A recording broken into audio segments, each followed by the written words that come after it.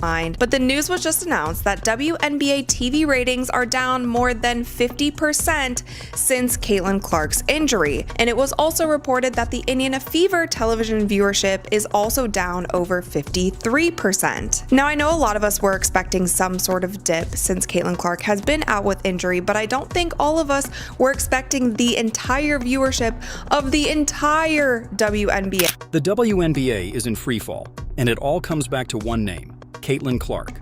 The moment she went down, the entire season unraveled like a bad movie script. Television ratings have collapsed by more than 50% since her injury, with Indiana Fever broadcasts plunging even further, down more than 53%. Fans expected some kind of dip, sure, but nobody expected the entire league's viewership to sink like this. Without Clark, the WNBA has been exposed. What once looked like a breakthrough year has turned into an embarrassing disaster. And the cracks are showing everywhere, from empty arenas and broken ticket sales to angry fans demanding answers. A shocker. Imagine my surprise. Just imagine my surprise when Uncle Casey found out that the WNBA is struggling to maintain their ratings without Caitlin Clark. To make matters worse, and this is something I have definitely noticed in the last 3 or 4 weeks, especially since the All-Star game, the WNBA seems to be struggling to maintain interest. And a commissioner who seems more interested in denial than fixing the obvious problems. Before Clark's injury, the hype around the WNBA felt different. ESPN couldn't stop running her highlights. Clips of her pulling up from deep or making flashy assists weren't just on sports channels, they were trending everywhere. Suddenly, people who had never cared about women's basketball were tuning in. Arenas that had been half empty for years were now buzzing with energy. Fans actually buying tickets, merchandise flying off the shelves. Caitlin Clark had single-handedly injected life into a league that had been desperate for relevance. She was more than a rookie. She was a lifeline. But the second she went down, the illusion shattered. Ratings didn't just decline, they fell off a cliff. Playoff games lost more than half their audience. Fans weren't just bored, they were gone. It was like Netflix without Wi-Fi, unwatchable, pointless, and instantly irrelevant. And that collapse exposed a hard truth. The WNBA built its entire season. Caitlin Clark, the operative word that comes to my mind is gratitude. There's an incredible level of gratitude that should be accorded to this young lady with what she did for the sport. How was the attendance for Team USA in the Olympics? What would it have been like if Caitlin Clark was playing on that team? Remember the first game? Look at this right here. National broadcast viewership. What are we talking about here? 1,000, what is that? 1.219? Is that the number? And the game afterwards got 485,000. So the Fever and their game against the Minnesota Lynx was 1.219 million. Its entire marketing campaign and frankly its entire future on the back of one player. The desperation behind the scenes is so obvious that some fans believe the league actually tried to hint at a Clark return just to keep people watching. Rumors spread that the Fever were encouraged to dangle her comeback as bait for the public, teasing the idea of her stepping back onto the court when in reality she was nowhere near ready. Whether or not that's true doesn't even matter. The fact that fans believe it shows how fragile the league's credibility has become. The WNBA has been selling hope and hype instead of building a sustainable product, and now it's paying the price. But Clark's injury isn't just about ratings, it's about player safety or the lack of it. From day one, she has been targeted like no other rookie before her.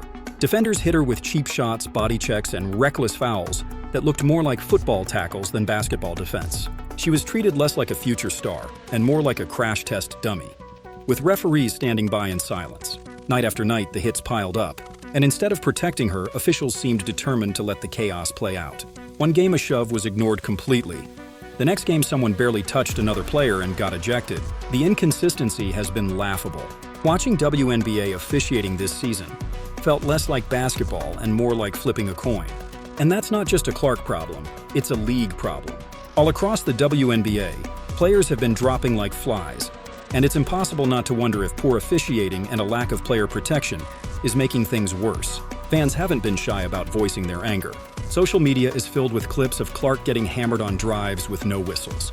Every time the league posts highlights, the same comments flood the replies. Protect Caitlin Clark. Why are refs this bad? Any chance that the WNBA, that Kathy Engelbert saw some of the ratings that I'm about to show you now and said, hey, Indiana Fever, can you do us a favor? Can you do us a solid?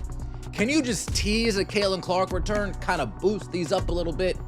Can you just dangle a Caitlin Clark return in front of the fans' faces, try to boost these ratings up a little bit?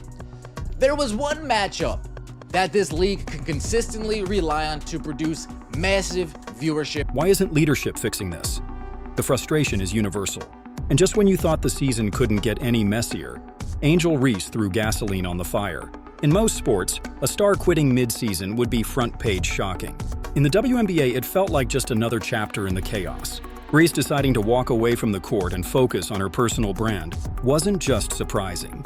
It was telling. WNBA has a problem, and that problem is Caitlin Clark not playing in WNBA games. Now, what all does this affect? The ratings are plummeting. Guys, there's ratings for a couple of these games that are eye-popping. If one of the league's most marketable young stars sees more value in Instagram posts and off-court endorsements than in playing actual games, what does that say about the state of the WNBA? It says players don't trust the system, don't trust the leadership, and maybe don't even trust that sticking around is worth it. And can you blame her? With stars constantly injured, officiating that looks like roller derby, and a commissioner who refuses to hold anyone accountable, why would anyone want to risk their body for a league that can't even protect its biggest names? The fans notice too. Empty seats tell the story better than any press release ever could. Ticket sales are collapsing right alongside the ratings. What used to be hyped-up arenas packed to watch Clark turned into embarrassing half-filled venues the moment she went out. On social media, fans mock the league with memes of tumbleweeds rolling across empty courts. The WNBA is excited about. That's a trend that Kathy Engelbert would say, hey, Fever, hey, Lynn Dunn, hey, Kelly, hey, Amber, can you guys start dangling that Caitlin Clark return like you used to do? You know, before Caitlin Clark gave a statement and you guys were hands off. Can you guys, just string them along a little bit more? We want to get these ratings back up. We want to get these. Even official WNBA posts are getting roasted in their own comments section. They put out captions like, "Another exciting night of WNBA action." And fans respond with lines like, "Exciting where? In another universe?" When your own marketing is being clowned by your audience, that's a death sentence. And through it all, Commissioner Kathy Engelbert just smiles and insists the league is growing. She calls this season a success, even as numbers plummet across the board. It's like watching the captain of the Titanic brag about how strong the ship is while it's already underwater. That's not leadership. It's denial. And denial won't save a league that's losing fans by the week.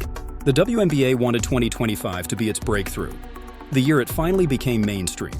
Instead, it's become a cautionary tale in how not to run a sports league. All-Star game ratings are down more than 40% compared to last year. Ticket sales for major matchups are down more than 50%. The momentum that Clark created evaporated the second she sat down. And still, the commissioner calls it growth. Let's compare this to the NFL. Patrick Mahomes is treated like a priceless piece of art. You so much as breathe too hard on him. And a referee throws a flag instantly. That's because the NFL understands business. Protect your stars, protect your ratings. The WNBA, on the other hand, lets Caitlin Clark get body checked into the scorer's table, then waves it off like it's nothing. That double standard doesn't just frustrate fans.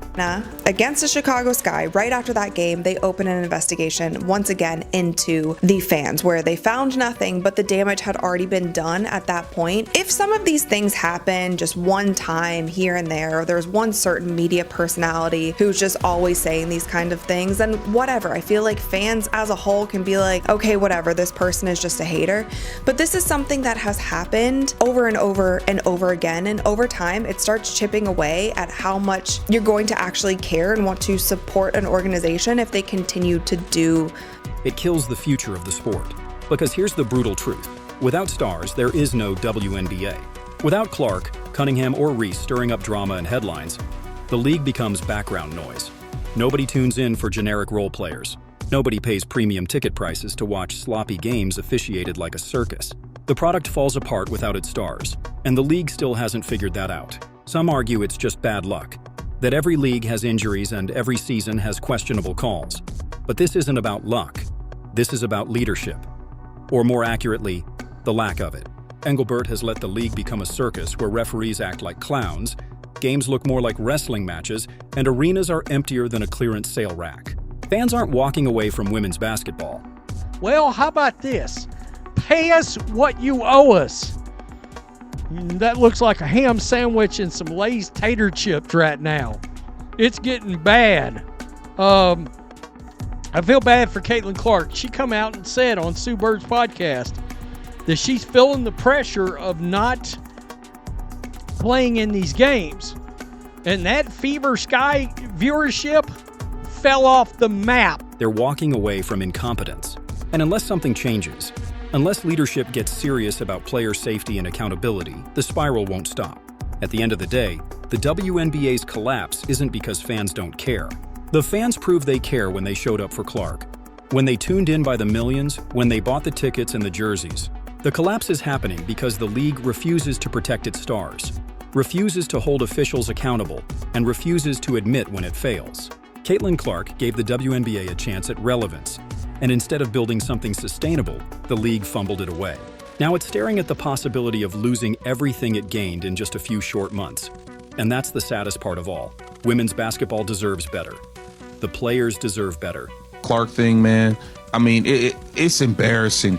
It is embarrassing what you guys have done. And then people are catching on to your tactics. You got the people on Twitter catching on to your tactics. Like, look at this right here.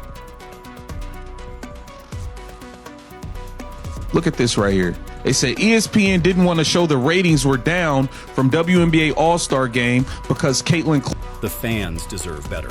This league could thrive with real leadership, real accountability, and real protection for its stars. Instead, we're watching it stumble forward, one twisted ankle at a time, season after season, with no real plan in sight. Until that changes, until the WNBA wakes up and realizes it can't survive without protecting its stars, the future will stay in doubt. And fans will keep asking themselves the same question. Is this league ever going to fix itself, or will it collapse before it even truly arrives?